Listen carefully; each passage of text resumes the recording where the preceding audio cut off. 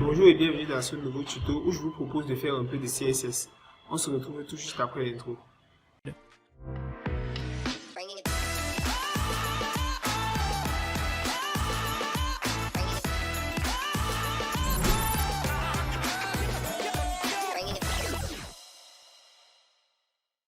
Aujourd'hui, on va voir comment réaliser cette petite interface. Donc, si on passe en mode responsive, on ouvre la DevTools. Moi, j'utilise Chrome pour la DevTools.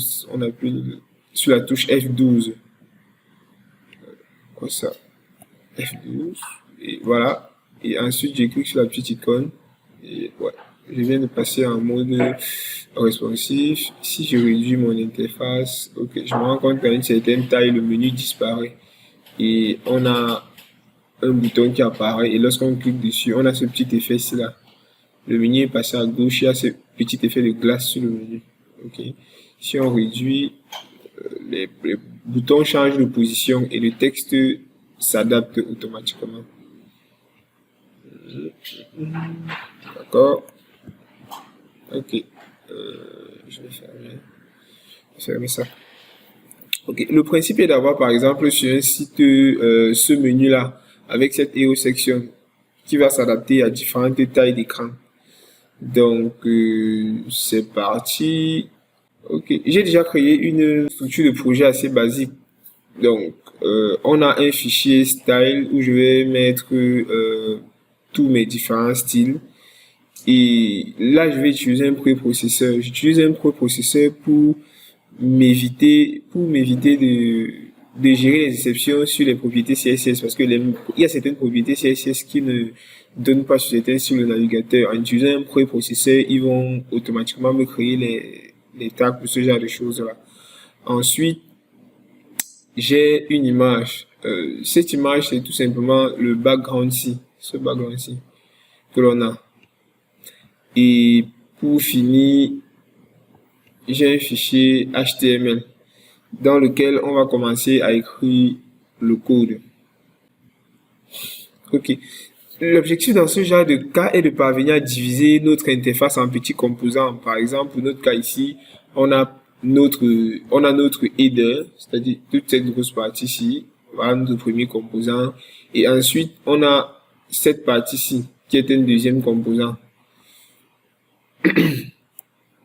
Bon, on va commencer par créer le header. Donc, on va créer un composant header. Et ici, je vois qu'il y a de l'espace à gauche et à droite. Ce que je peux faire là, c'est créer une div qui aura la classe container, qui aura notre menu. Là, on en a trois parties. Une pour le logo, donc on va créer une div avec la classe logo. Et notre logo, c'est, allez, c'est AG et XP. Ah, pourquoi je peux pas sélectionner ça? Ah, d'accord, je peux sélectionner. Ok, je vais sélectionner. Et je vais coller ça là. Ok, AG. Pour créer ce petit effet là, on va se mettre une span à l'intérieur. Ok. Là, on a fini pour le logo. Ensuite, on part sur la navigation. Pour notre navigation, on a un ensemble de liens, donc une liste de liens. Donc, je vais prendre un UL qui aura la classe nav underscore links, qui aura des LI avec la classe nav underscore link cette fois-ci, et qui aura à l'intérieur tout simplement des A. Donc, on va un peu se copier ça pour tous les liens qu'on a. On va aller les choper là. Allez, je vais tout prendre une fois. Je prends tout, je viens coller et je prends un à un. Deuxièmement,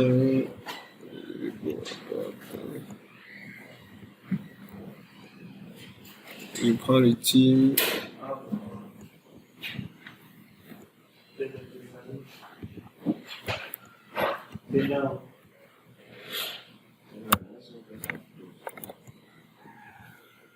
Ouais, je pense qu'on est bon.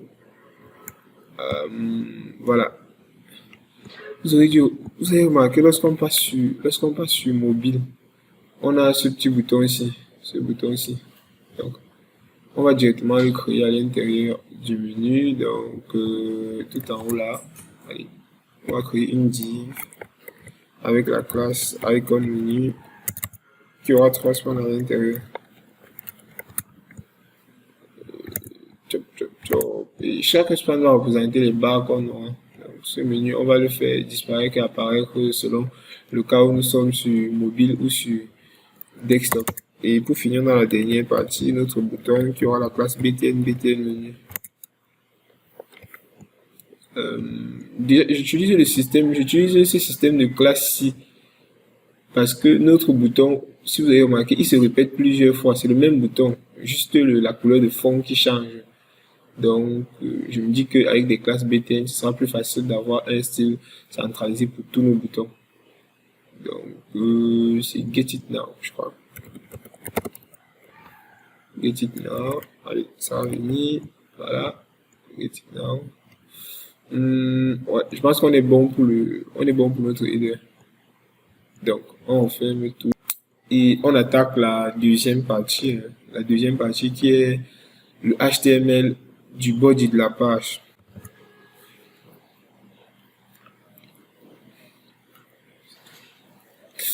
Ok, pour la hero section, j'imagine qu'on aura une section avec la classe hero.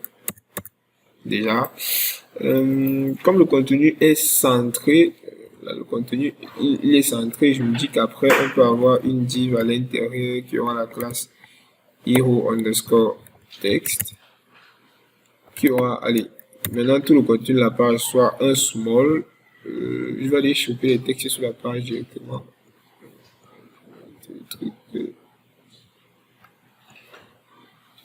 Hop, je copie, colle, je me colle ça là.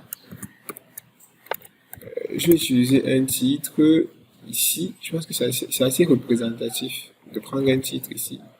Parce que c'est là, et de prendre un paragraphe pour le bas. Parce que,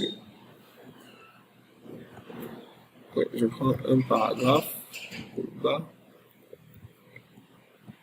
Le texte est bon un peu. J'appuie Alt Z pour que ça reste dans le champ de l'écran. D'accord. Je crois qu'on est bon.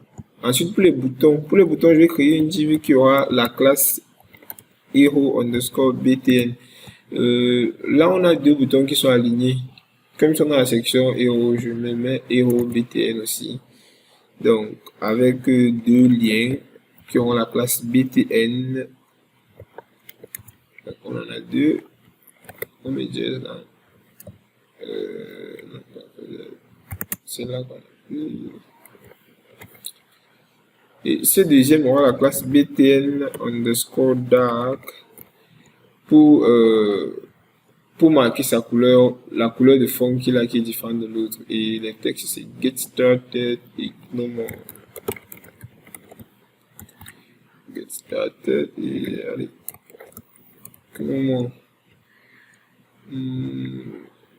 Voilà, je pense qu'on a fini pour tout ce qui est du HTML des deux pages. Maintenant, on va lancer la prévisualisation. Pour la prévisualisation, j'utilise Live Server. Pour ceux qui ne l'ont pas, vous pouvez aller juste là et vous tapez Live Server. Ça devrait s'afficher. Voilà, Live Server. Moi, je l'ai déjà installé. Vous cliquez dessus et vous pouvez l'installer. Et tant qu'on y est, pour ce qui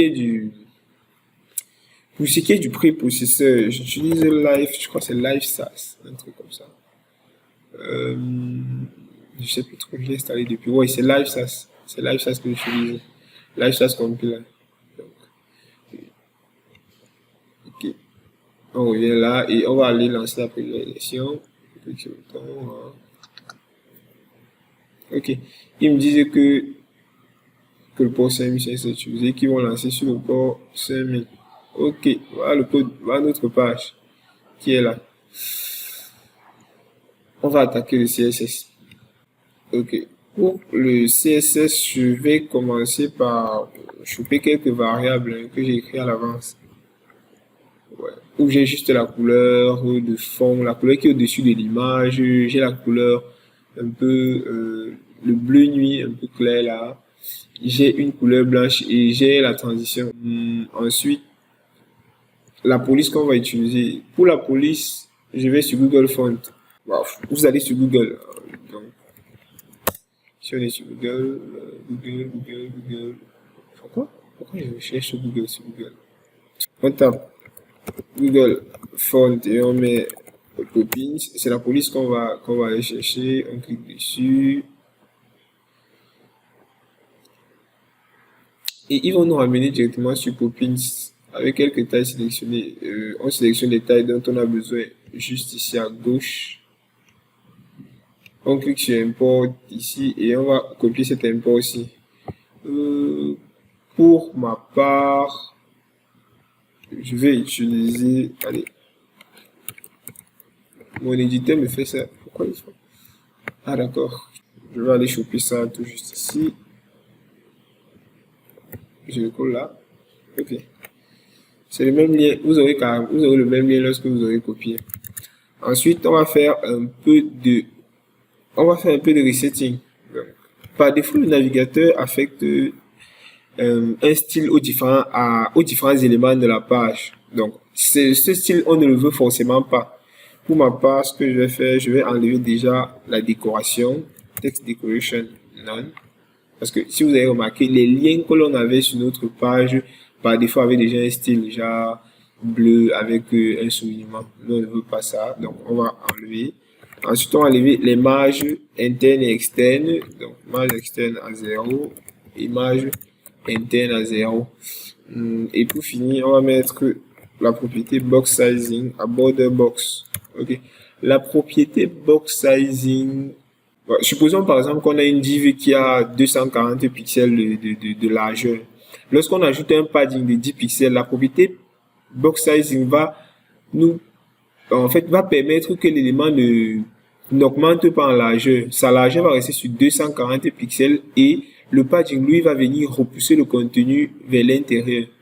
Pourtant, si on ne met pas la propriété box sizing, ce qui va se passer, c'est que le contenu va rester à la même largeur et la boîte va avoir tendance à s'agrandir. Ensuite, sur les UL, je vais enlever le style qu'il y a sur les listes, list style none. Et sur le corps de notre document, je vais mettre la police. Donc, je vais aller sur Font Family, je vais mettre, allez, Poppins. Et au cas où Poppins ne prend pas, on met sans serif. On va dire que la taille par défaut des caractères, c'est 0.9 rem. Pour la petite info, un rem vaut 16 pixels. Donc, un rem équivaut à 16 pixels. Donc, on a ici, on a un font weight par défaut à 400. Et je lui mettrai une hauteur de 100% de l'écran. Voilà. On enregistre et... Pourquoi? Ah d'accord. Oui, j'ai enregistré, mais je n'avais pas lancé le truc. Vous voyez, quand je lance, il me crée automatiquement un fichier pour le mapping que je peux configurer au cas où je ne veux pas, par exemple, que ce soit compilé directement dans ce fichier-ci. Donc, ce que je vais faire, c'est, je vais connecter à mon fichier CSS et je dis, on va aller chercher dans CSS, j'enregistre. Donc, on revient là, on revient sur la page et hop, on a à peu près ça. Voilà ce que ça donne. Donc, on est parti sur le header.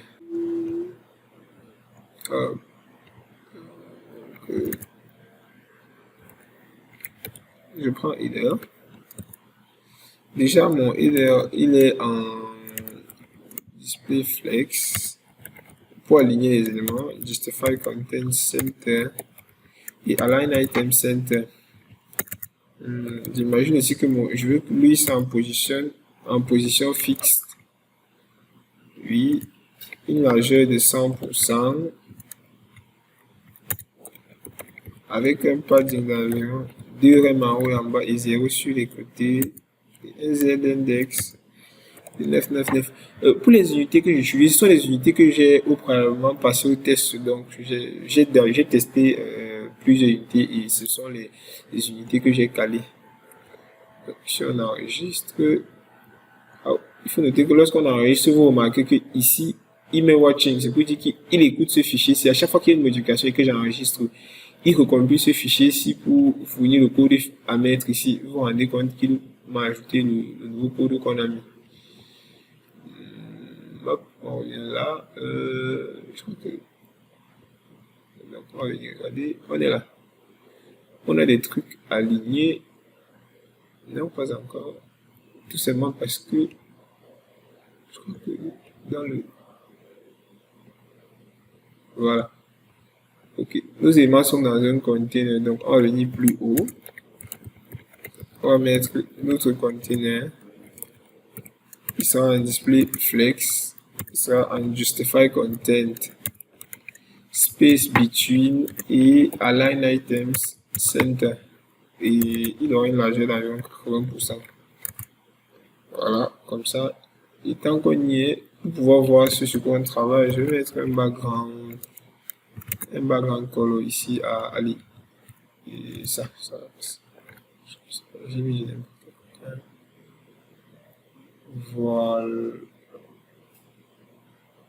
Voilà, je pense que ça va passer et je vais un peu pousser le section en bas parce que là je ne vois rien. Margin top de 20 un truc comme extrême quand même. Non, mamie, pourquoi les sections? Allez, si on a un peu, c'est ici. Voilà, là c'est bon. On voit quand même un peu notre menu.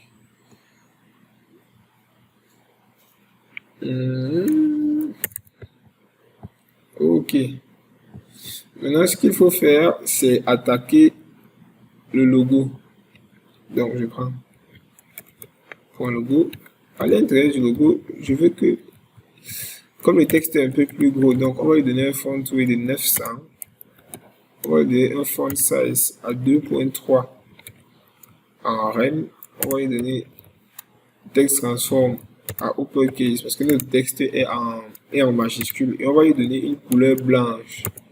Une couleur qui sera $white. J'utilise mes variables ici. Ouais, je pense que c'est bon là. Ensuite, le logo a une span à l'intérieur. Donc, on va dire le logo et on attaque la span. On va dire que notre span a une couleur $, qui est main color. Un border left qui est solide et qui a 5 pixels.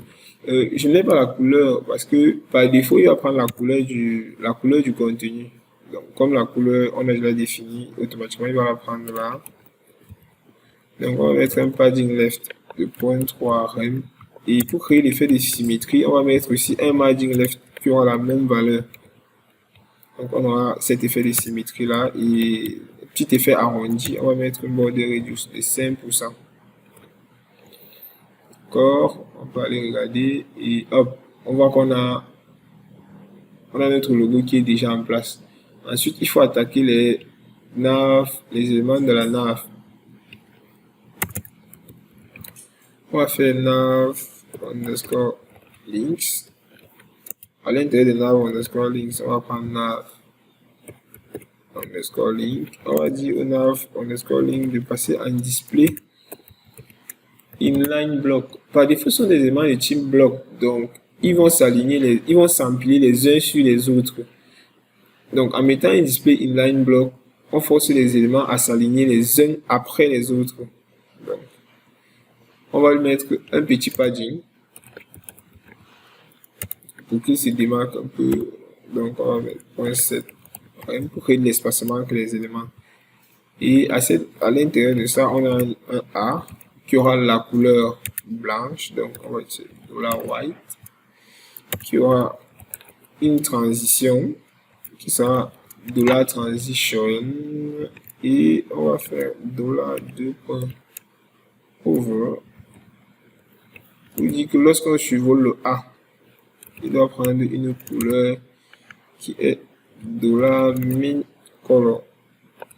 D'accord? Je pense qu'on est bon pour le lire là-bas. Si on vient regarder, ça ressemble à ça. Et on a ce petit effet ici lorsqu'on survole. Ok, troisième partie, on attaque notre bouton. Ok. On prend .btn. Pour notre bouton, on va d'abord le mettre en display block déjà.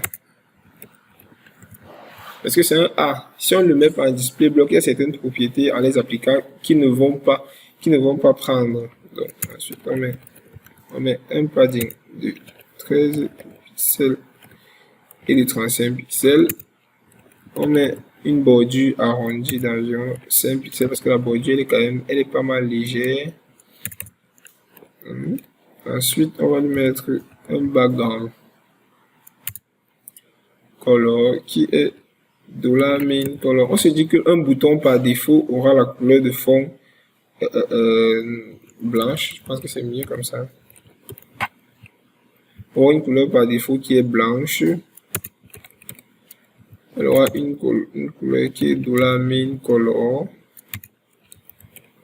Elle aura un font weight à 600 par défaut. Le texte sera en capitalize comme sur la maquette. On a maintenant une bordure qui est de 2 pixels en blanc, la même couleur que le fond. Et étant donné qu'on a un effet sur le bouton, on se met directement la transition comme ceci. Si on enregistre et qu'on vient regarder, hop, on voit que nos boutons ont automatiquement pris la forme qu'il faut. Mais le tout premier bouton, c'est un bouton, c'est le bouton du menu. Donc on va se dire que si on a la classe là et que dessus, c'est-à-dire qu'on va mettre $.btn-menu. Si on a la classe là et qu'on a aussi la classe btn menu, on veut que le background soit transparent et que là la couleur soit $main_color. Je pense qu'on aura, ouais. Ah, d'accord. Transparent à la bordure. Ça me fait beaucoup quand même. Donc pour le coup d'abord, je vais dire que la couleur ici elle est blanche plutôt.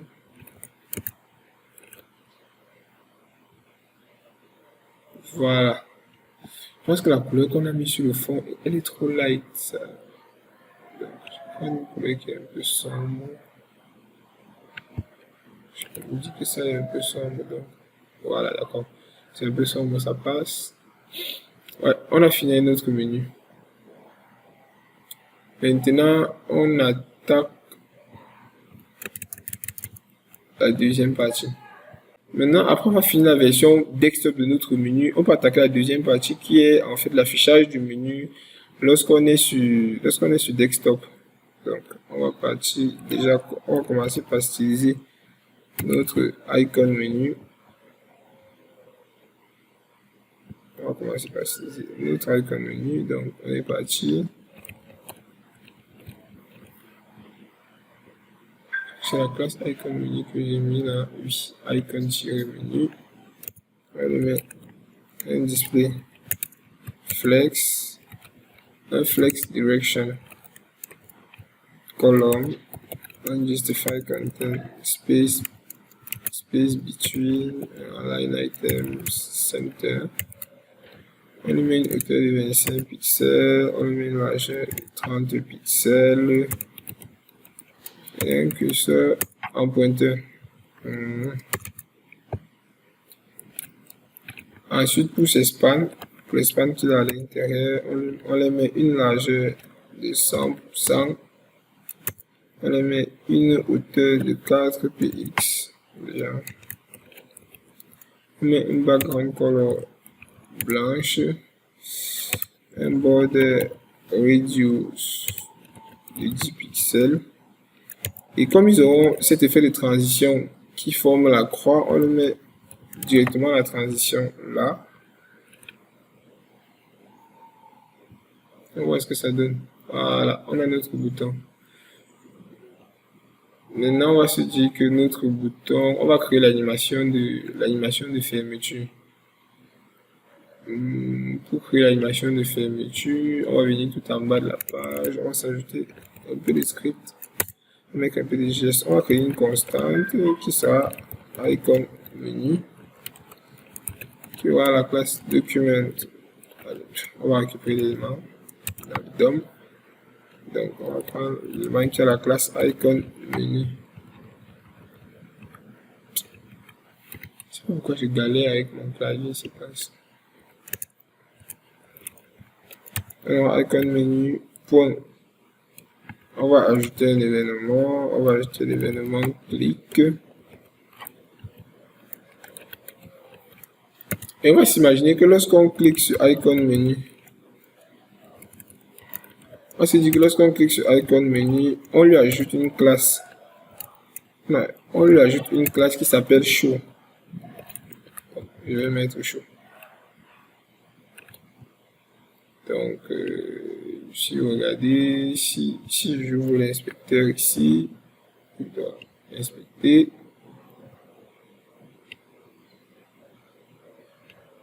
Et quand je vais inspecter notre bouton, à chaque fois que je clique dessus, vous voyez qu'ils m'ont ajouté la classe show. Lorsque je clique, je viens dessus, ils ont enlevé la classe show. On va revenir dans notre fichier style.css et on va se dire que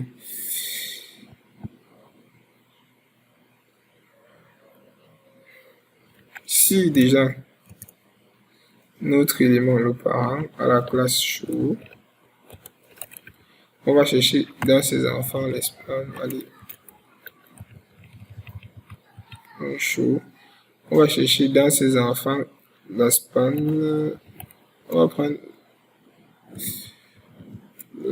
intershove type, on va prendre le deuxième et on veut que le deuxième prenne une opacité déjà de 0 pour l'afficher.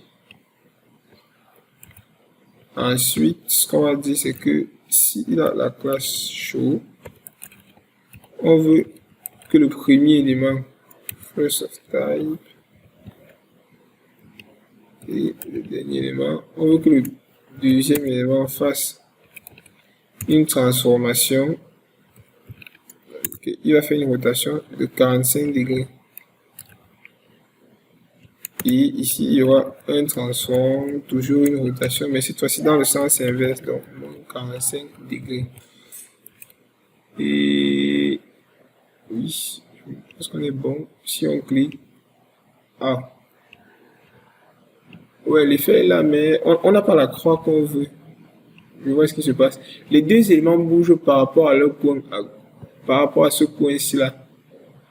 Donc, ce qu'on va faire, c'est, on va se dire que dans l'espace, on va dire le first of type va faire un transform origine qui est en haut à gauche déjà. Et j'ai oublié les 2 points. Et le last, encore, on va y arriver. Et le last transform, et le last transform, et le last of type aura aussi un transform, origin en bas à gauche.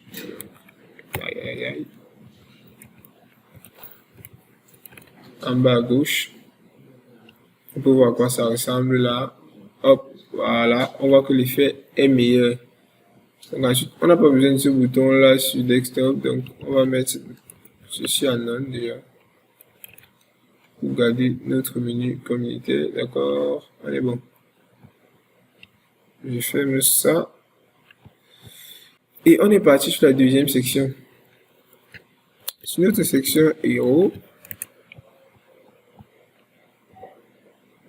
Je pense qu'on va enlever ça. Ça ne sert plus ici.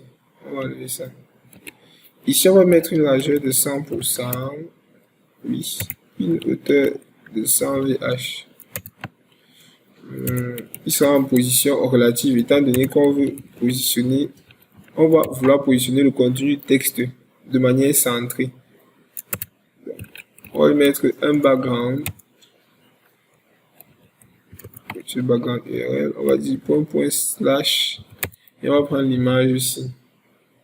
On va prendre notre image de fond. Ensuite, on va mettre un z-index à 1. OK. Maintenant, pour la couleur de fond, pour la couleur qui est au-dessus, on va utiliser le pseudo élément before qui sera en position absolue. Une 8 de 100%, une hauteur de 100% aussi, je pense que c'est peinard. Après, ta background, une background color qui sera égale à $background.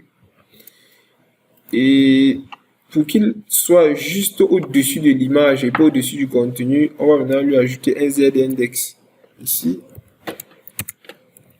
de -1. Voilà, c'est tout juste pour qu'il passe derrière le contenu. Donc, si on vient regarder, voilà. Si on vient regarder, on voit que notre before s'est placé juste au-dessus de la page, pas au-dessus du contenu. Donc, on met un peu de style à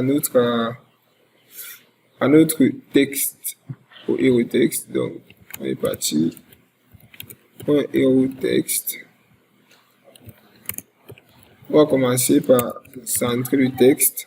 Ensuite, on ajoute la couleur blanche.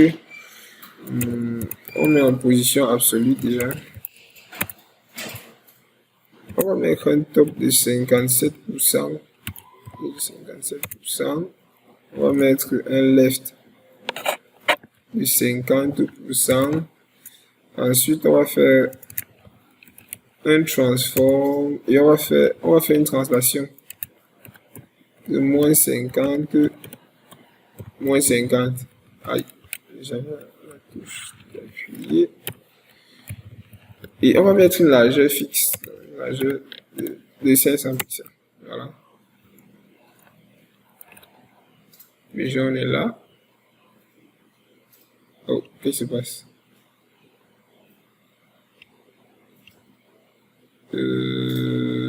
C'est hero underscore pas tiré. Ok, on a notre contenu qui est centré cette fois-ci. Donc, donnons un peu de style aux différents éléments. Allez, on prend le small. Le small, on va juste mettre un font weight. Allez, un font weight à 600.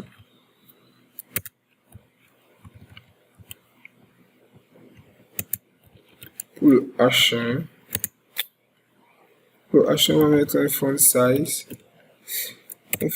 de 3 rem. Un font weight, d'accord, un font weight de 700.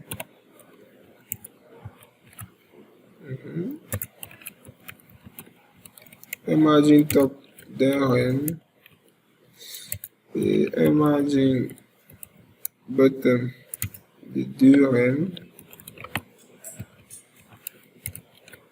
Et une hauteur de ligne de 120%, donc 1.2. Ensuite, pour les paragraphes, on va simplement mettre un font size à 0.9 rem et un margin bottom de 2 rem. Ok, on enregistre et on vient regarder, ça ressemble à ça. Ok, on va finir avec les boutons. Pour les boutons, on va dire point hero underscore btn. Ils sont en display flex unjustified content center et en align item center. Et on va dire le bouton qui a la classe btn-dark doit être légèrement écarté à gauche de l'autre élément de 16 pixels.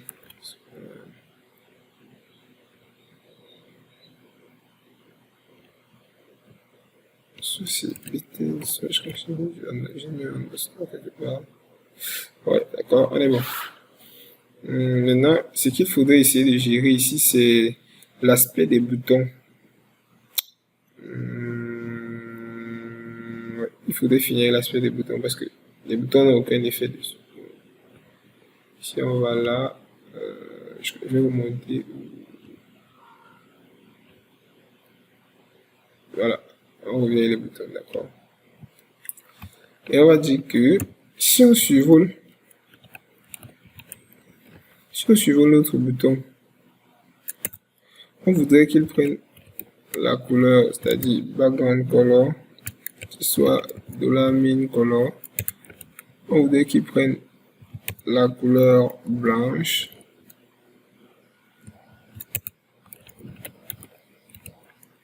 Et que le border color soit aussi à main color.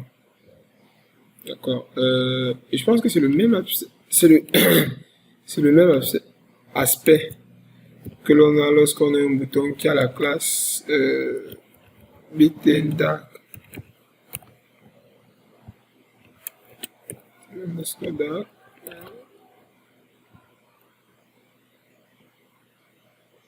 Voilà, on a déjà l'effet sur ce bouton aussi. Et là, ce qu'il faut dire, c'est que, ok, si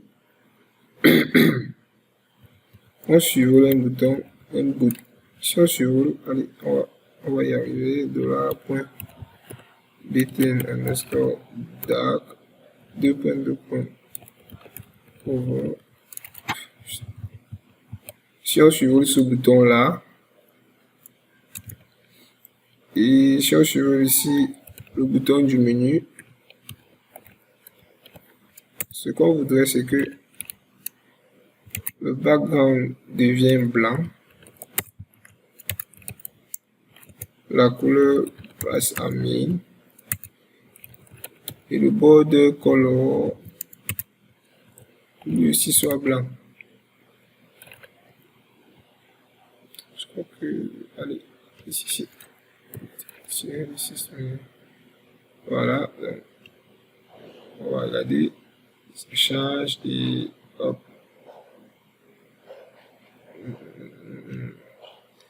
Que j'ai écrit, ah d'accord.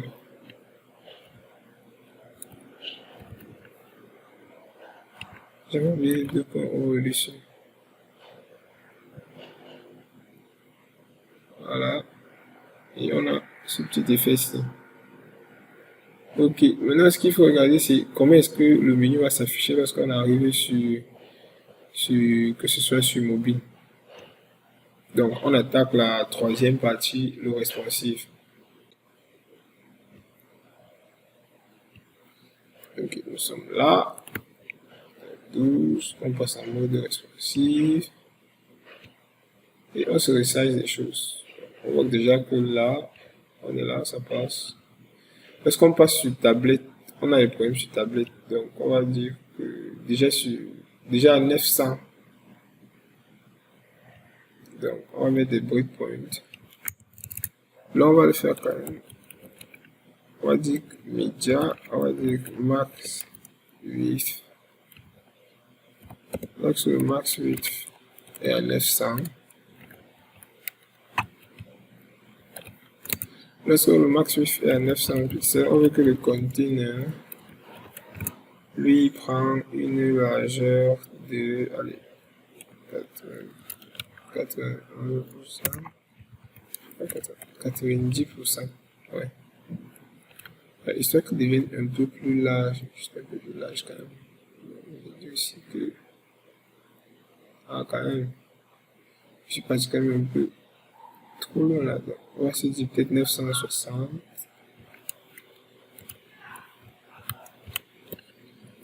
Là, je prends vraiment tous les points. Donc, ouais. Là, je pense que c'est mieux. Là, c'est mieux. Et on va se dire que déjà là, on veut plus qu'il y ait le menu. Donc à 860, on va reprendre ça.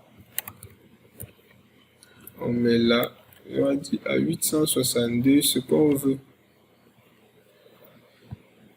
À 862, qu'est-ce qu'on veut? On veut déjà que le icon menu soit affiché. Donc on va mettre icon menu et on va le mettre en display flex et on va le mettre en z-index de 1000. Ça, c'est pour qu'il passe au-dessus de tous les éléments. Vous avez remarqué que si on revient sur notre maquette ici, voilà, d'accord. Lorsqu'on est en mobile, allez, il est au-dessus de tous les éléments. C'est-à-dire qu'aucun élément ne passe au-dessus. Même le menu qui vient à gauche passe toujours en dessous de lui. Donc, on va revenir sur notre page. On va mettre un z-index. On va faire ici pour un btn menu. On veut plus que btn menu s'affiche. Donc, on va dire display none. Ensuite, on va attaquer les navlinks. On va se dire que les navlinks sont en position fixe. Ils sont en position fixe. Ils ont une hauteur de 100%. Ils ont une largeur de 250 pixels. Ils sont collés en haut à droite. Donc, on va mettre un right de 0. Ensuite, on va mettre 2-3 propriétés. Laissez-moi aller les chercher. Là. Hop. C'est juste pour le petit effet. Donc, ce sont des couleurs que j'ai pré-testé. C'est pour l'effet de glace qu'on a sur le menu à gauche. On a une petite couleur de fond, on met un bleu et on met un petit box shadow dessus. Donc ensuite, on met un z-index à -1, histoire qu'il passe en dessous de notre icône. On lui met un padding top d'environ 5 rem et on lui met une transition. De la transition. On enregistre et on voit à quoi ça ressemble. Et ça ressemble à ça. Vous voyez que notre élément, lui, il est tout juste au-dessus. Ici, on a ajouté un peu de style aux différents navlinks. On va dire que maintenant, les navlinks, eux, ils seront tous en display block. Et ils auront cette fois-ci un padding d'un demi en haut et d'un sur la gauche et la droite. Et on va dire que lorsque notre élément a la classe show, ce que l'on veut, bon, étant donné que le menu quitte de gauche à droite, je veux dire que on met le right à 253 par exemple, soit moins 253, soit la largeur d'élément, un peu plus de la largeur d'élément. Donc, on va dire que lorsqu'il aura la classe show, ce qu'on veut, c'est que le right là, lui, il passe à 0. D'accord. Et on va venir faire comme on a fait ici. Donc, on va créer une constante qu'on va appeler, allez, side menu, qui sera égal à document.query selector document.query selector et on va sélectionner l'élément qui a la classe .nav underscore links.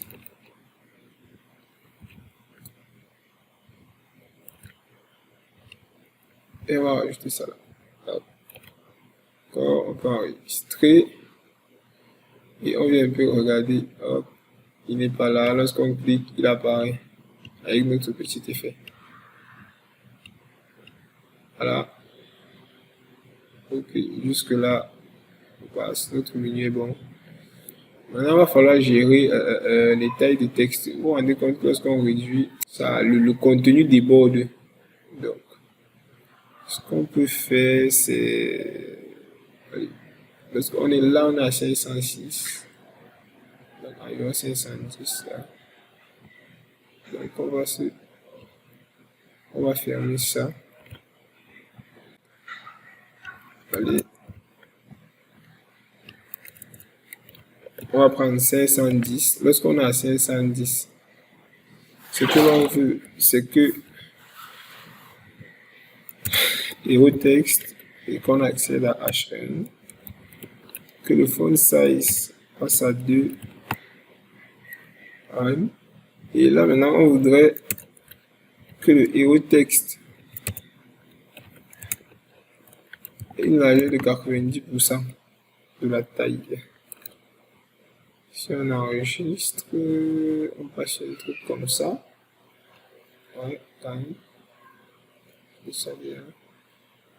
Ok, les boutons ici, lorsqu'on arrive à 370, on va se dire que on récupère ça. On va mettre 3,7 supprimer 0 et on va dire que, ok, on voudrait que hero underscore btn. On veut que hero btn passe en. On va mettre un flex wrap à wrap.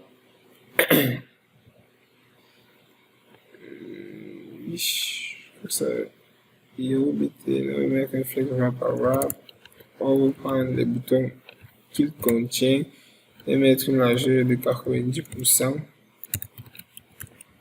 et un margin left à 0. On va prendre le bouton qui a la classe btn-dark et on va mettre un margin top de 0.6 comme ceci.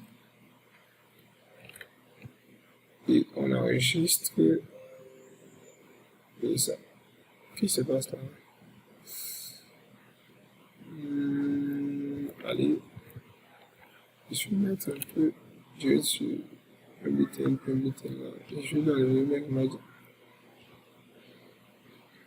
Là, j'ai dit combien? Un btn. Je crois que c'est underscore dark. On va tirer le 6. D'accord. Et on est bon. Sinon, on peut aussi changer un peu la police. Donc, on est parti. On va se dire que